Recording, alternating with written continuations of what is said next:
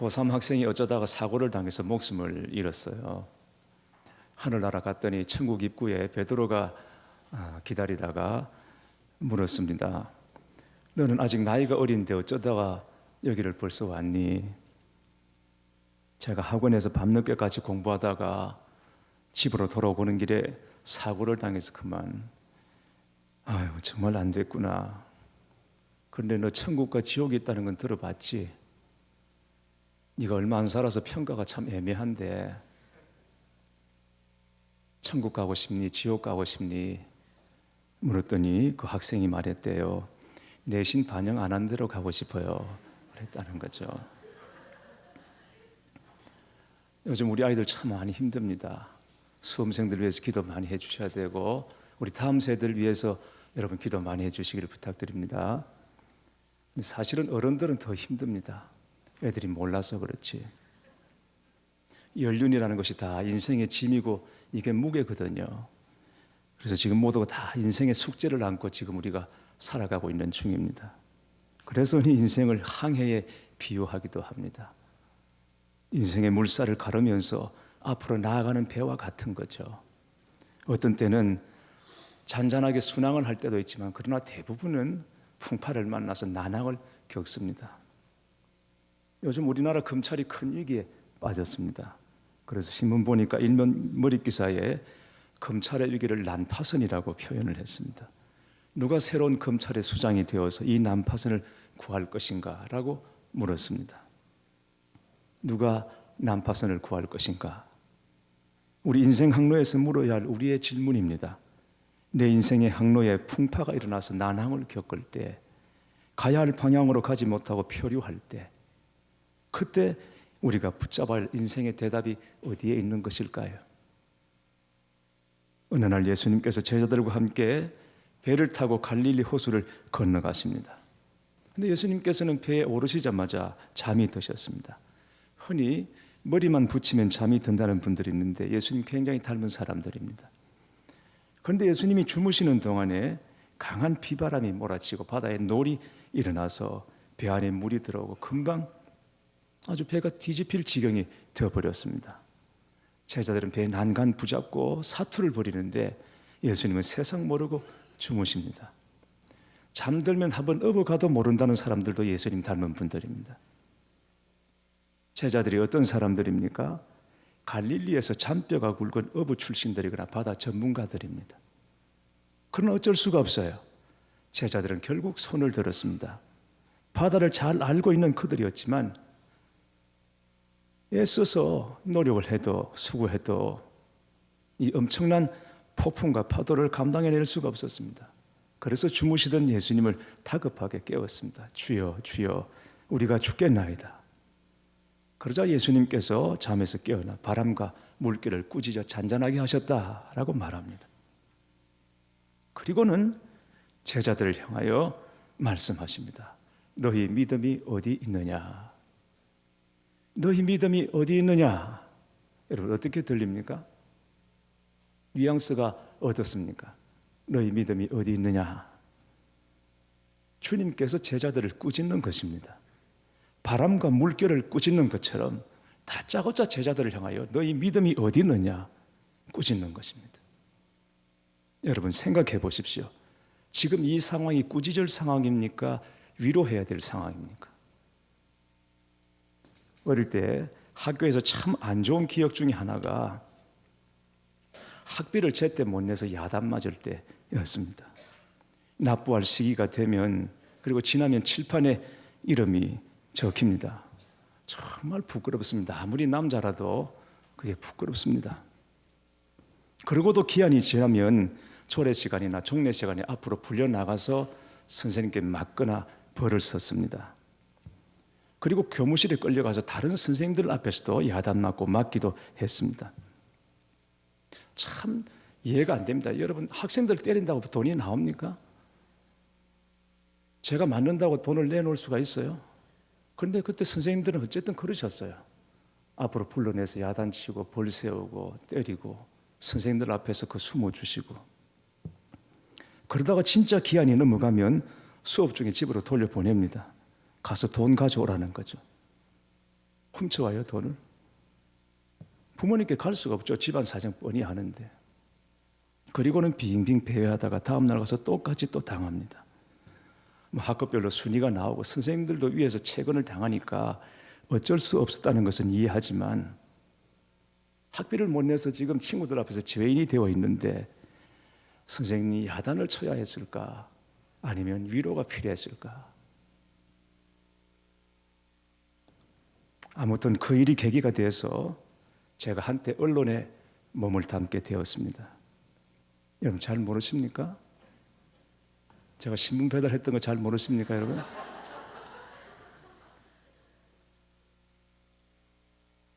학비 벌려고 신문 배달을 했습니다. 그런데 지금 저도 같은 실수를 저지르고 있는 것 같아요. 가끔 우리 부목사님들, 전도사님들에게 야단을 칠 때가 있습니다. 그런데 지내놓고 보면 그때가 야단 칠 때가 아니라 위로가 필요했다는 것을 깨닫게 됩니다. 사람이 잘 될 때는 무슨 소리 들어도 다 괜찮습니다. 안 될 때는 내가 먼저 알고 있습니다. 근데 거기다가 담임 목사가 몇 마디 더 보태면 정말 힘들게 되는 거죠.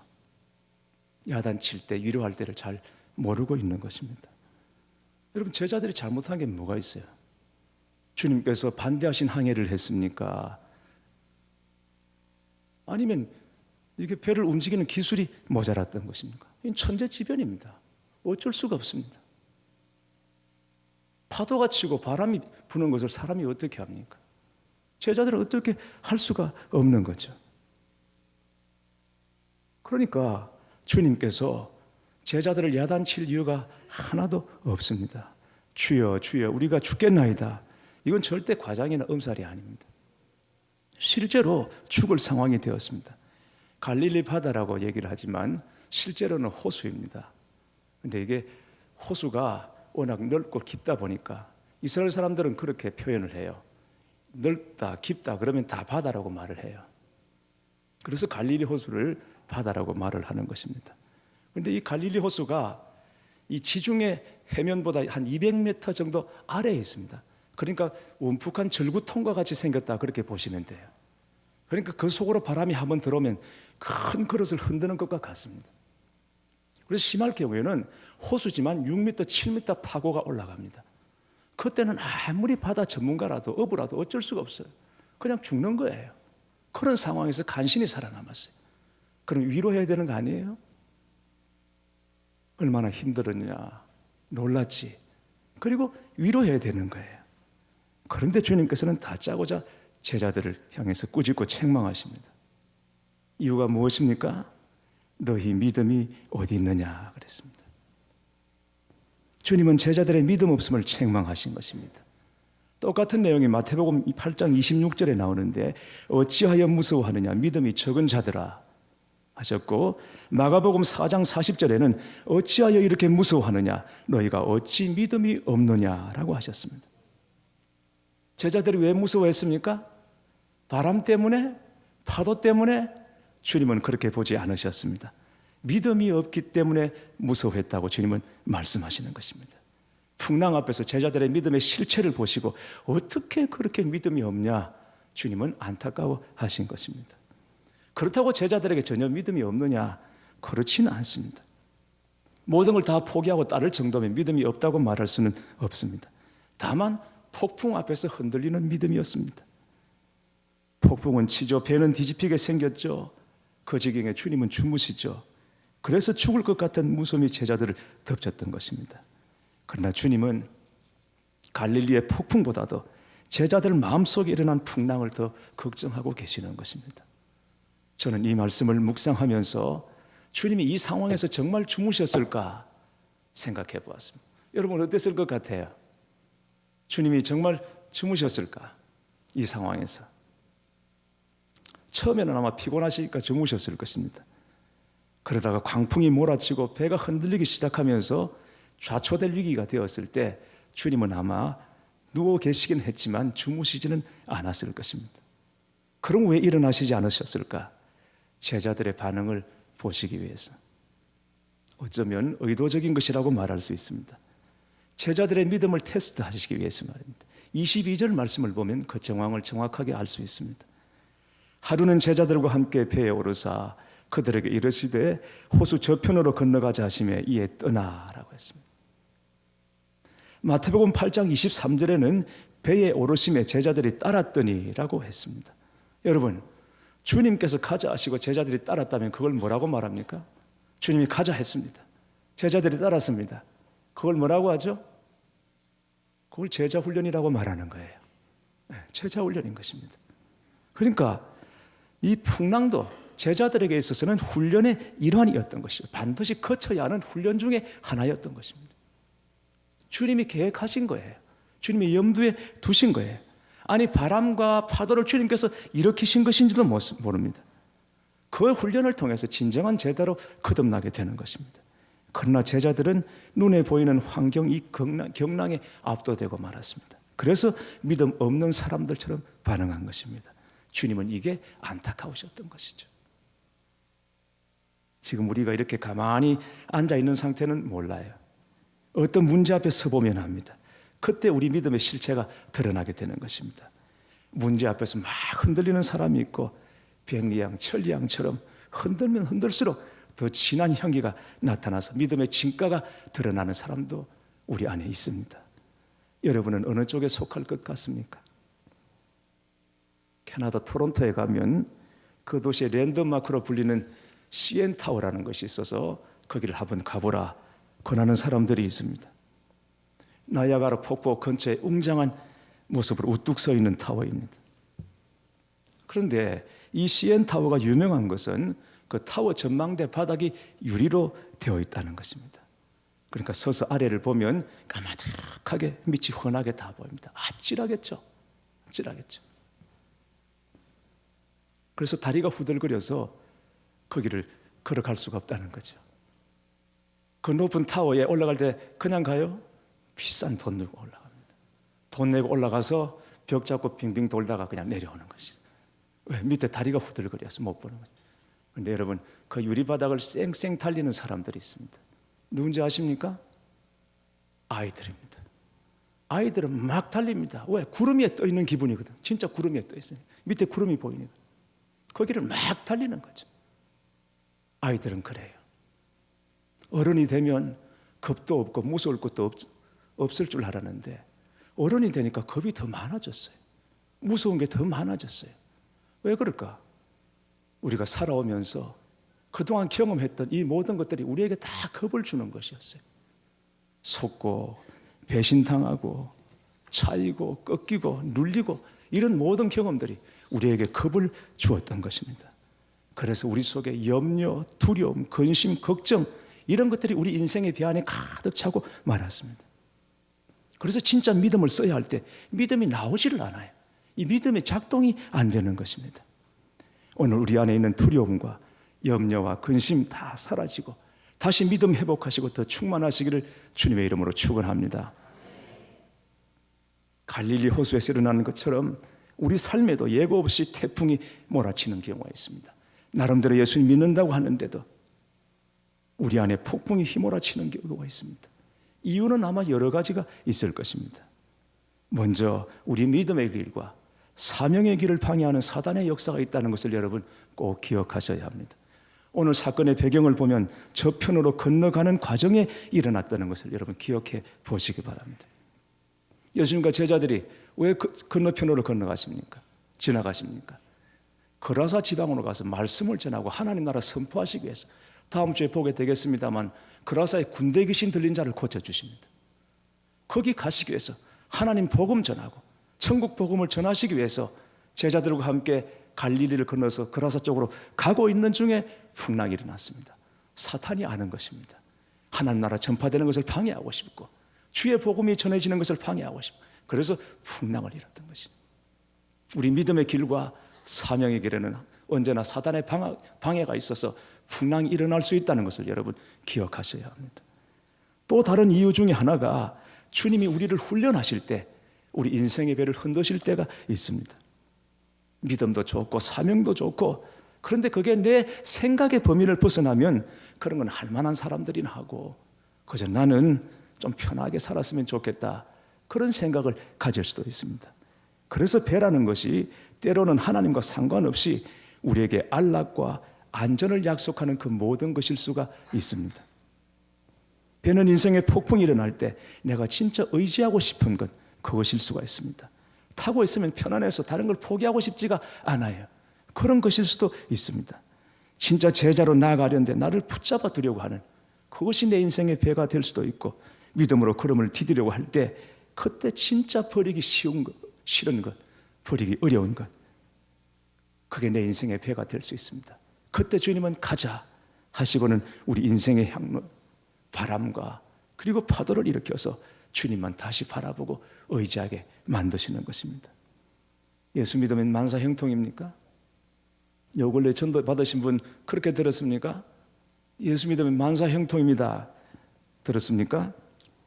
예수 믿어도 잘 안 될 때 있습니다. 만사 형통이 아닐 때가 있습니다. 예수 믿으면 복 받습니다. 그런데 예수 믿으면 고난도 있습니다. 인생에는 언제나 폭풍이 불게 되어 있습니다. 문제는 그 폭풍을 어떻게 이해하고 어떻게 받아들이고 그것을 통해 내가 어떻게 승리하느냐, 이게 중요한 것이죠. 주님이 같이 계셔도 폭풍이 일어날 수 있습니다. 주님이 주무시는 것처럼 느껴질 때도 있습니다. 그때 우리가 기억하고 붙잡아야 할 것이 곧 주의 말씀인 것입니다. 나에게 주신 말씀을 기억하고 그 말씀을 붙잡고 나아가는 것입니다. 오늘 본문은 지난주 우리가 보았던 씨 뿌리는 자의 비유와 연결된 말씀이에요. 여러 가지 땅에 씨가 뿌려졌죠. 길가에도, 그리고 바위 위에도, 가시떨기에도, 좋은 땅에도 씨가 뿌려졌습니다. 길가도 좋습니다. 바위 위도 좋습니다. 가시떨기도 좋습니다. 좋은 땅이면 더 좋습니다. 어쨌든 거기 씨가 뿌려졌습니다. 이 씨는 하나님의 말씀이라고 그랬어요. 내게 주어진 말씀, 그 말씀을 가지고 다가오는 상황에 그 말씀을 적용하면서 사는 것입니다. 그게 바로 믿음인 것이에요. 여러분, 주님은 절대 억지로 믿으라고 말하지 않아요. 먼저 말씀을 주십니다. 믿음은 결심으로 생기는 것이 아니고 주의 말씀을 믿고 의지함으로 생기는 것입니다. 우리에게 먼저 말씀을 주시고 믿으라고 하는 것이죠. 며칠 전에 한 성도님 가정을 신방을 했는데 살아오면서 인생에 예기치 않았던 풍랑을 너무 많이 겪은 분들입니다. 여러 번 실패를 경험하고, 그것도 사람 때문에 믿었던 사람들로부터 배신을 당하고 인생의 바닥이 뒤집어지는 고통을 겪었습니다. 그런 일을 겪으면서 사람들로부터 받은 고통과 상처 때문에 마음속에 이분의 풍랑이 일어났습니다. 그래서 그 우울증을 약으로 다스려야 했습니다. 그렇게 힘들어하던 차에 가족의 소개로 예수님을 만나게 된 것입니다. 지금은 주님의 말씀을 들으면서 회복의 은혜를 누리고 있는 중이라고 고백했습니다. 그래서 그분들 앞에서 말씀을 전하면 마치 스펀지에 물을 붓는 것과 같은 그런 느낌을 제가 받습니다. 어느 여성도님이 들려준 이야기입니다. 5살 난 아들과 양치질을 하고 있었습니다. 혀를 닦다가 칫솔을 안쪽으로 깊숙이 들이는 바람에 그만 헛구역질이 났어요. 속이 좋지 않아서 구역질을 멈출 수가 없어서 그대로 쪼그리고 앉아서 숨을 고르고 있는데 눈에서 눈물이 거렁거렁 나는. 지켜보던 아들이 다가오더니 엄마 등을 두드리면서 하나님, 우리 엄마 안 아프게 해주세요 라고 기도하는 것입니다. 너무 놀랐습니다. 그래서 아무 말도 못하고 아이만 바라봤습니다. 엄마 괜찮지? 내가 기도했으니까 좋아질 거야. 그 순간 앞에 있는 아들이 어찌 그렇게 사랑스러운지, 벌써 엄마를 생각하는 그 마음도 기특했지만 그 상황에서 하나님께 기도한다는 것이 더 큰 은혜였습니다. 그리고 아들의 순수한 믿음 앞에서 엄마로서 내가 온전하지 못했구나, 자신의 믿음을 회개했다고 합니다. 힘든 일이 생기면 하나님보다는 세상 것 의지할 때가 많고 물질적인 것이나 인간적인 관계에서 하나님을 외면한 채 살아온 적이 너무 많았음을 그날 양치질을 하는 중에 아들의 모습을 보면서 다시 깨닫게 되었다고 합니다. 교회 여러분, 여러분은 어떻습니까? 인생 항로에서 여러분 누구를 믿고 무엇을 의지하고 살고 있습니까? 주님이 저와 여러분의 배의 선장인 줄 믿습니다. 호수 저편으로 건너가자. 내 인생의 항로를 제안하신 분이 주님이십니다. 가자 하신 분이 주님이십니다. 그러면 건널 계획도 주님이 갖고 계시는 것입니다. 주님이 제안하시고 주님이 동행하신다면 풍랑도 주님의 계획 중에 일부인 것입니다. 이게 전혀 내가 죽을 일이 아니고 주님의 계획 중에 있는 것이어서 건너가게 되면 내 믿음의 수준과 차원이 달라지게 되는 것이죠. 이게 다 하나님의 계획인 것입니다. 그래서 하나님을 사랑하는 자, 곧 그의 뜻대로 부르심을 입은 자들에게는 모든 것이 합력하여 선을 이루느니라. 그런 것입니다. 주 안에서 겪는 모든 고난과 역경은 우리 믿음을 강건하게 그리고 온전하게 하려는 하나님의 계획인 것입니다. 여러분, 저도 그렇고 여러분도 그렇고 사명이 있는 한 우리는 죽지 않을 것입니다. 아무리 절박한 상황이라도 예수님의 이름으로 나아가면 합력하여 선을 이루어 주실 줄 믿습니다. 우리에게 위기가 있다면 그거는 오직 기도할 이유일 뿐인 것입니다. 파도보다 예수님이 훨씬 더 큰 분이심을 믿으시기를 축원합니다. 사랑하는 교회 여러분, 주님을 믿으십시오. 다시 한번 주님의 말씀을 붙잡으시기를 바랍니다. 내 인생 항로에서 만난 풍랑을 두려워하지 마시고 믿음 하나만 단단히 챙겨 나가시기를 바랍니다. 그러면 승리합니다. 믿음으로 한 주간도 승리하시기를 주님의 이름으로 축원합니다.